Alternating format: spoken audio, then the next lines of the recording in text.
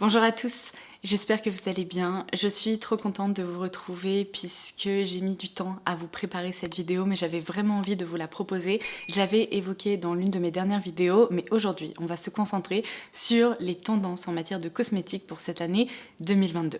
Alors vous êtes probablement en train de vous dire, mais Laura, est-ce que tu t'es procuré une boule de cristal? Comment ça se passe?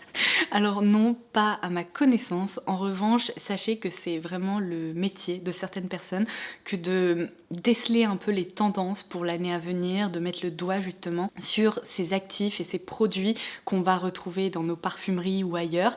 Et aujourd'hui, je vais partager avec vous ce petit rapport que j'ai effectué. Alors, vous vous demandez peut-être comment est-ce que j'ai réussi à réunir ces éléments. C'est bien simple, je me suis beaucoup documentée, c'est-à-dire que j'ai lu des rapports de bureaux de tendance. D'ailleurs, soit dit au passage, je pense que si je ne faisais pas ce travail de créatrice de contenu à plein temps, dans une autre vie, j'aurais aimé travailler dans un bureau de tendance parce que je trouve ça passionnant. Ils arrivent vraiment avec des éléments qui sont vraiment divers et variés à prédire en quelque sorte ce qui nous attend. Alors ça peut être lié par exemple à l'innovation cosmétique, à des tendances sociétales, à des tendances par rapport à des situations, etc. Mais bon, du coup j'ai... oh mon dieu, mais ce chat dans ma gorge ne veut pas partir. Du coup, comme je vous l'expliquais, je me suis tournée vers des rapports de bureau de tendance, mais j'ai également lu des articles dans la presse professionnelle. Et si vous voulez quelques sources, évidemment, je pourrais les lister en barre d'infos. Donc on commence tout de suite. Alors, en matière de skincare, il y a deux grandes tendances que l'on va beaucoup retrouver cette année. Donc évidemment, les produits qui vont nous être proposés vont être en relation avec ces deux tendances. La première étant la cryo à domicile et la seconde tendance se concentrera sur les produits fermentés. Alors je vais commencer par la cryo à domicile parce que c'est un sujet qui me tient particulièrement à cœur. Vous avez dû le voir dans certaines de mes vidéos. C'est vraiment une tendance que j'ai commencé à évoquer en 2021 et qui va se renforcer en 2022. Alors vous le savez sans doute déjà, la cryothérapie se concentre sur les bienfaits du froid et notamment les bienfaits que le froid procure à la peau, au corps, etc. Et aujourd'hui, on est vraiment sur une tendance, en tout cas pour les consommateurs et consommatrices, d'adopter cette cryothérapie directement à domicile. Alors on connaît déjà tous les bienfaits du froid comme je vous l'expliquais, ça permet de dégonfler le visage, le contour des yeux, ça permet de raffermir la peau, de donner une impression de peau plus lumineuse, mais il y a également d'autres avantages liés à l'utilisation du froid sur le visage, notamment puisque c'est vraiment là-dessus qu'on va se concentrer, par exemple le fait de resserrer les pores ou encore faciliter l'absorption de certains actifs et certains produits de façon temporaire. Et ça, c'est peut-être un point que vous ne soupçonniez pas. Tous ces outils qui étaient initialement réservés à un usage professionnel en institut, alors je vous parle bien évidemment pas de machines presque médicales, mais bien d'outils de massage ou d'outils assez faciles d'utilisation finalement, eh bien on va les retrouver dans notre salle de bain et ils vont vraiment s'intégrer à notre routine en 2022. En tout cas, c'est ce qui est prévu, on va dire. Alors personnellement, j'ai déjà adopté certains de ces outils. Ce que j'adore, c'est qu'il y a vraiment plein de formes et d'utilisations différentes du froid. Je vous ai déjà parlé du masque cryo de Charlotte Tilbury que j'adore. Je trouve que c'est l'une des meilleures innovations de ces derniers mois. Mais on peut également retrouver évidemment les petits orbes, vous savez, à placer au réfrigérateur ou bien au congélateur pour certains. Et ce que j'ai pu lire, c'est que de nombreuses marques travaillent même sur des innovations qui ont l'air hyper intéressantes. Ce sont des outils un peu hybrides en quelque sorte, puisque vous connaissez peut-être les outils de massage comme le gua sha. Et bien actuellement, des marques sont en train de travailler sur des gua sha avec un système de gel refroidissant afin de bénéficier du meilleur des deux mondes, à savoir les massages et les avantages que procurent justement ces outils de massage, mais également les bienfaits du froid. Donc ces deux éléments combinés, je pense que ça peut être très sympa et j'ai vraiment hâte de voir en fait où est-ce que cette tendance va aller. On sait également que depuis plusieurs années, on retrouve par exemple des contours des yeux avec des petites billes en métal qui permettent vraiment de décongestionner cette zone. Donc je me dis peut-être qu'on va retrouver aussi d'autres produits en matière de skincare, peut-être plutôt dédiés au visage ou je sais pas, à la beauté de la peau en général. Donc il va falloir être patient pour voir ce qu'on va pouvoir retrouver en termes d'innovation pour cette année. Mais ce qui est bien, c'est qu'il y a déjà tout un attirail d'outils et de produits qui sont déjà disponibles. Et si vous voulez adopter cette tendance de la cryo à domicile, à moindre coût en plus, eh bien c'est possible. Comme je vous l'expliquais, la deuxième tendance en matière de skincare va se porter sur les produits fermentés. On a vraiment vu une tendance autour des prébiotiques et des probiotiques qui a vraiment fait le buzz. On a pu en retrouver dans nos produits skincare. Et là, on va vraiment passer à une nouvelle ère qui va se concentrer, comme je vous l'expliquais, sur la fermentation. Alors, c'est un procédé ancestral qui est utilisé dans de nombreux pays. Et vous connaissez sûrement déjà des produits fermentés, plutôt par exemple sous forme de boissons ou de produits à consommer. Il y a même des légumes fermentés.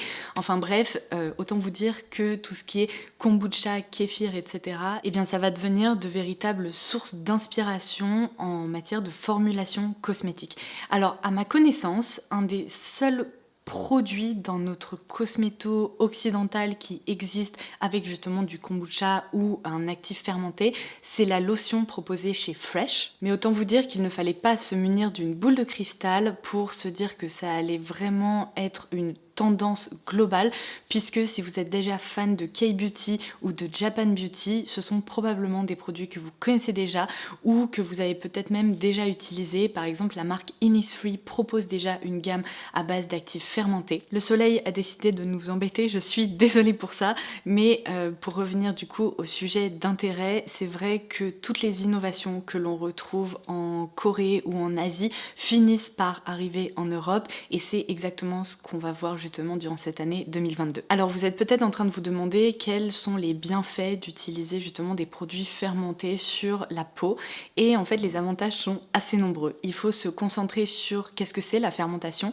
Alors c'est assez simple en fait, c'est un processus durant lequel un micro-organisme, que ce soit une levure, une bactérie, mais également des enzymes, vient décomposer de la matière organique ou bien des actifs de façon à renforcer leur efficacité ou bien les transformer, ou bien au contraire supprimer en fait ce qu'on va considérer comme étant de mauvaises bactéries au profit de bonnes bactéries pour la peau. La fermentation agit ainsi comme un booster d'actifs, ça permet de renforcer le pouvoir antioxydant d'un produit cosmétique ou bien son efficacité tout simplement. Ça peut également permettre de faciliter la pénétration des actifs dans la peau, et donc ne soyez pas étonnés de voir apparaître du kombucha un peu partout dans les produits qui vont sortir cette année. J'imagine que ça sera à peu près la même chose en 2023, puisque le kombucha va devenir un véritable actif star. Bon, je viens de baisser un petit peu le volet parce que le soleil commençait à me taper sur le système, ce qui va nous permettre d'enchaîner avec d'autres tendances, mais cette fois-ci en matière de maquillage. Alors, il y a 3 grandes tendances en fait qui ressortent, on va dire, par rapport au maquillage,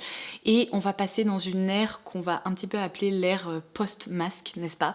Puisque je pense que le port du masque, évidemment, nous a beaucoup frustrés. Alors évidemment, ça nous a protégés, et je ne suis pas en train de taper sur le masque, mais d'un point de vue cosmétique et créativité, c'est vrai que ça nous a vachement limité. C'est-à-dire que, par exemple, beaucoup d'entre vous me disaient qu'elles ne portaient plus de rouge à lèvres parce qu'elles ne voyaient pas trop l'intérêt de cacher le rouge à lèvres sous le masque, ou au contraire, beaucoup de personnes se sont arrêtées en fait de porter par exemple du fond de teint sur tout le visage, ou du blush, ou bien de l'highlighter, tout simplement parce que toute cette partie du visage était complètement cachée. Donc lorsque l'on va pouvoir ressortir sans masque et qu'on va pouvoir entrer de nouveau dans une période un peu plus normale, en espérant que ça arrive très vite, eh bien des tendances justement liées à cette frustration vont ressortir. La première qui est vraiment mise en avant, c'est le blush power, on va dire. Je pense que beaucoup de personnes, en tout cas celles qui apprécient le blush et la couleur, vont se tourner vers du blush presque à outrance. Alors rassurez-vous, le but ça ne va pas être d'adopter des joues de clown, au contraire je pense que ça va être une utilisation un peu plus artistique du blush. Donc sur les visuels que j'ai pu voir, eh bien le blush va être vraiment utilisé en effet presque aquarelle, ici au niveau des joues, mais également être remonté au niveau des yeux, de façon à créer un visage très harmonieux, assez coloré, qui reste tout de même doux, mais plus coloré, et puis ça va être vraiment en fait une période d'expérimentation. Ce que j'ai noté là dans mon petit rapport, c'est que de nombreux make-up artistes ont utilisé justement cette technique sur des défilés de la Fashion Week de New York. C'est vraiment en fait une tendance de la couleur utilisée de façon assez harmonieuse sur le visage, tout simplement. Deuxième tendance qui ressort justement de cette frustration, ça va être le retour du glam, et je dirais même de l'ultra glam. L'utilisation de paillettes, de produits très lumineux, très métallisé, et bien ça va vraiment être le focus de cette année 2022. On a par exemple pu voir ça sur le défilé de Tom Ford où les vêtements et les make-up étaient complètement dingues parce qu'ils étaient presque scintillants. Il y a vraiment un jeu sur les textures, les couleurs, les reflets et c'est vraiment très très joli à voir. Alors personnellement je suis absolument ravie de lire ça parce que vous le savez, je suis fan de fard à paupières lumineux, j'adore les highlighters et le fait de pouvoir justement faire ressortir certaines parties du visage justement avec des produits qui sont très satinés, très soyeux, très métalliques, et bien ça permet d'incorporer justement une touche de glamour dans son quotidien. Je pense qu'une marque sur laquelle il faut vraiment se concentrer si vous appréciez cette tendance et que vous avez justement envie de jouer avec les reflets et les effets complètement métallisés, et bien c'est définitivement la marque Danessa Myricks qui a créé un assortiment justement de fards liquides ou de pigments en peau qui sont sublimes. Et d'ailleurs, cette tendance, j'ai l'impression, elle ressort vraiment aussi de la série Euphoria que je n'ai toujours pas regardée et sur laquelle il va falloir que je me concentre puisque les make-up artistes dans cette série ont vraiment joué avec leur créativité, ils ont joué avec les textures, les reflets et au-delà justement de l'utilisation de ces textures dont je vous parlais, on retrouve vraiment une tendance qui consiste par exemple à appliquer des petits strass sur le visage ou à jouer avec des détails justement qui sortent des produits cosmétiques en tant que tels, qui permettent d'aller plus loin dans le make-up. Alors la tendance justement d'appliquer des petits strass etc sur le visage, c'est sûrement pas une tendance qui sera adoptée au quotidien par une majorité de personnes, au contraire je pense que ça sera plutôt anecdotique, mais en tout cas l'utilisation de ces pigments et de ces produits qui sont un peu waouh, ça c'est vraiment une tendance qui peut être adoptée de façon plus facile on va dire au quotidien. La troisième tendance en matière de maquillage qui me fait beaucoup sourire et qui me rend assez nostalgique puisqu'elle me rappelle mes années lycée, c'est la tendance du pop-punk qui revient vraiment en force. Alors au niveau de cette tendance, un élément qui a été évoqué qui me surprend beaucoup, c'est le retour du rouge à lèvres noir. Mais alors pas uniquement le rouge à lèvres noir, vraiment des lèvres beaucoup plus travaillées, très glamour, avec vous savez des effets complètement vinyles, glossés, ou même avec des strass ou des détails justement qui permettent d'obtenir des looks très édito. Alors encore une fois, je ne pense pas qu'on croisera beaucoup de personnes qui adoptent cette tendance dans la rue et tout ça. Bon après je pourrais être surprise, mais je pense que c'est intriguant et c'est vraiment intéressant parce que pour moi cet univers pop-punk est hyper riche et c'est vraiment un univers dans lequel il y a une créativité très différente, bon évidemment d'autres univers qu'on peut retrouver, qui ressort et ça m'étonne pas du tout de lire justement tout ça parce que je me souviens à l'époque justement durant mes années lycée, eh bien j'étais complètement dingue de groupes comme Paramore etc et aujourd'hui il y a certains artistes comme Machine Gun Kelly qui connaissent un succès absolument fou et je me dis qu'on risque de retrouver justement j'en ai marre de perdre ma voix, mais je pense que justement on va retrouver ce côté peut-être un peu plus grunge et un peu plus punk dans les make-up qui vont devenir tendance et ça je pense que ça va être très intéressant à observer. Sixième tendance en matière de cosmétique qui va beaucoup ressortir durant cette année 2022, c'est le soin du cuir chevelu. Alors je pense que ça a commencé de façon assez anecdotique, il y a certains produits très originaux et assez intrigants dont on a déjà parlé sur la chaîne. Je pense que à ce niveau-là, Christophe Robin a été un précurseur puisqu'il a notamment lancé, vous savez, le shampoing exfoliant qui permet vraiment en fait, au-delà de laver le cheveu et au-delà de nettoyer la fibre capillaire, de prendre soin justement du cuir chevelu pour éliminer les toxines, les résidus de produits en tout genre ou bien les particules polluantes qu'on retrouve dans l'air. Et c'est vrai que apparemment, il va vraiment y avoir une tendance et des innovations en termes de soins du cuir chevelu. Prendre soin de son cuir chevelu, ça permet également de mieux faire pousser ses cheveux, d'avoir des cheveux plus sains. Et c'est vrai que dès qu'on prend soin de son cuir chevelu, je trouve qu'il y a un côté un peu apaisant, où on a l'impression d'être presque en institut, ou alors au contraire de prendre soin de soi et d'avoir une chevelure hyper légère, comme si on sortait de chez le coiffeur. Donc cette année, il va y avoir un vrai focus sur les outils de massage du cuir chevelu qui vont vraiment permettre de détendre cette zone et de réaliser des massages à domicile, mais également des produits plus spécifiques pour le soin du cuir chevelu, que ce soit des huiles, des shampoings exfoliants ou des soins en tout genre que l'on découvrira cette année. La 7e tendance que je vais évoquer risque de vous étonner puisqu'elle est complètement en opposition avec les tendances maquillage que je vous ai présentées un peu plus tôt dans cette vidéo. C'est la tendance du 2-minute makeup bag. Donc pour traduire ça, c'est tout simplement la trousse de make-up avec laquelle on peut se maquiller en 2 minutes. Donc vraiment aller à l'essentiel, se tourner vers des produits peut-être multifonctions qui permettent de se maquiller de façon ultra rapide et aussi de façon naturelle.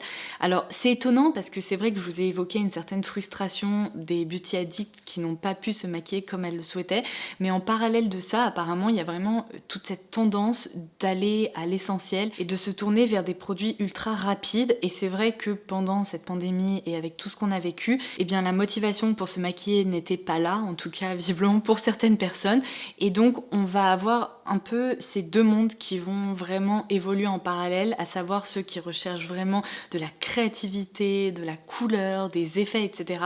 et ceux et celles qui vont se tourner vers des solutions hyper pratiques et rapides pour le quotidien. Donc soyez rassurés, si vous êtes des adeptes du no make-up make-up, eh bien cette tendance va continuer et tout le monde trouvera son compte. La 8e tendance va être le beauty snacking. Alors, il y a deux choses à voir dans cette tendance. La première, c'est qu'apparemment les consommateurs et consommatrices sont vraiment en quête de soins minutes en fait, qui vont être des instants de beauté très rapides à utiliser par exemple à la maison. Donc on parle par exemple de masques en tissu ou de masques express qui permettent d'obtenir des résultats visibles dès la première application. Donc on va vraiment retrouver, je pense, des soins qui vont se concentrer sur l'efficacité et qui vont être rapides pour pouvoir en fait s'intégrer à un quotidien assez chargé. Et la deuxième tendance liée à ce beauty snacking est peut-être un peu plus littérale puisqu'apparemment des marques travaillent sur le développement de soins qui peuvent s'ingérer. Donc par exemple sous forme en effet de gummies ou ce genre de choses qu'on a déjà vu ces dernières années, mais ça pourrait être aussi des bars peut-être qui vont se concentrer sur des actifs antioxydants ou sur des bienfaits un peu plus globaux que uniquement des claims en termes d'alimentation. Donc on va voir comment ça va se présenter. Je suis assez sceptique parce que par exemple, je sais pas, un masque pour la peau à manger, je me dis mais comment est-ce qu'on va pouvoir adopter ça? Mais je pense qu'il va y avoir des expérimentations et que ça va être assez fun. Cette année, ne soyez pas étonnés par le retour en force des ingrédients côtiers puisque on va vraiment retrouver dans nos soins un retour des algues, des plantes marines, etc. puisque apparemment il y a une réelle appétence des consommateurs pour ces actifs-là. Alors on en retrouve déjà dans des produits cosmétiques, ça de façon vraiment indéniable, mais apparemment il va y avoir toute cette tendance qui va se redévelopper puisque ce sont des produits qui, en tout cas des actifs qui peuvent être vraiment bénéfiques d'un point de vue environnemental puisque les consommateurs ont envie de se tourner vers des solutions locales en fait. Et c'est vrai que par exemple une marque peut aller se procurer des plantes marines ou des algues en Bretagne, etc. directement sur le territoire. Donc ce sont des ingrédients qui sont à la fois bénéfiques d'un point de vue environnemental, mais qui sont également bénéfiques pour la peau, puisqu'ils ont de nombreuses propriétés apaisantes, hydratantes, etc. Donc c'est vraiment en fait des actifs qu'on va beaucoup retrouver cette année. Et enfin, la dernière tendance sur laquelle on va se concentrer dans cette vidéo, c'est la tendance qui ne faiblit pas de la beauty tech. Donc c'est vraiment toute une tendance d'intégrer des innovations technologiques en fait dans nos routines beauté à l'aide de machines ou d'outils en tout genre. On en a déjà évoqué sur la chaîne dans des vidéos beauty news, etc. Récemment, vous savez, je vous avais parlé de cette machine qui permet de créer des rouges à lèvres à domicile proposés par Yves Saint Laurent, si je me trompe pas. Et là récemment, j'ai pu lire, alors j'ai noté deux innovations entre guillemets qui sont très intéressantes. La première, c'est L'Oréal qui a développé un appareil de coloration capillaire à domicile qui est intitulé le Colorsonic. Et alors c'est un système mais complètement fou, hyper innovant, qui permet en fait, grâce à un système connecté, d'avoir un attirail de coloration à disposition. Je crois qu'il y a 40 colorations différentes disponibles dans l'appareil et je sais pas exactement comment ça se passe, il va falloir que je me penche sur la question parce que je trouve ça vraiment fascinant, mais en gros il y a un système qui va mélanger les pigments, etc. et appliquer la coloration de façon complètement homogène, puisqu'on sait très bien que parfois appliquer de la coloration à la maison c'est pas évident. Moi la première, quand j'avais les cheveux rouges, eh bien je loupais parfois certaines zones au niveau de mes racines et tout ça. Donc là c'est vraiment un système vraiment de coloration experte finalement, mais disponible pour le consommateur à domicile. Et ensuite, j'ai noté ça, c'est vraiment hyper intéressant aussi. Il y a une start-up slovène qui s'intitule Ninou, qui propose en fait un petit appareil qui permet de créer un parfum vraiment personnalisé à la demande qui est connecté à une application sur le smartphone. Donc c'est aussi un truc complètement dingue que j'ai du mal à comprendre. Mais en gros, dans cet appareil, il doit y avoir un répertoire de notes olfactives qui sont enregistrées ou stockées là-dedans. Et avec l'application sur smartphone, eh bien, on va pouvoir déterminer si on souhaite obtenir un parfum plutôt fruité, fleuri, musqué, etc. Donc ce sont des innovations qui sont complètement dingues, on est d'accord.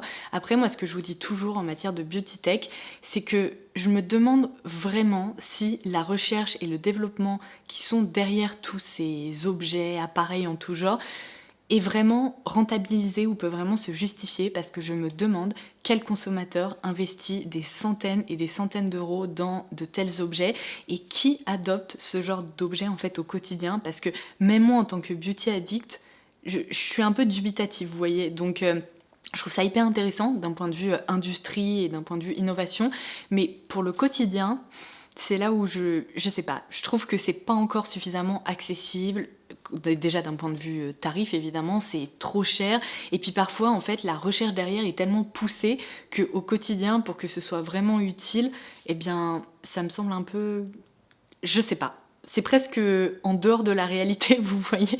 Donc voilà un petit peu tout mon rapport que j'ai préparé pour cette vidéo. J'espère vraiment que ça vous aura plu, puisqu'elle sort un petit peu des vidéos que j'ai l'habitude de vous proposer.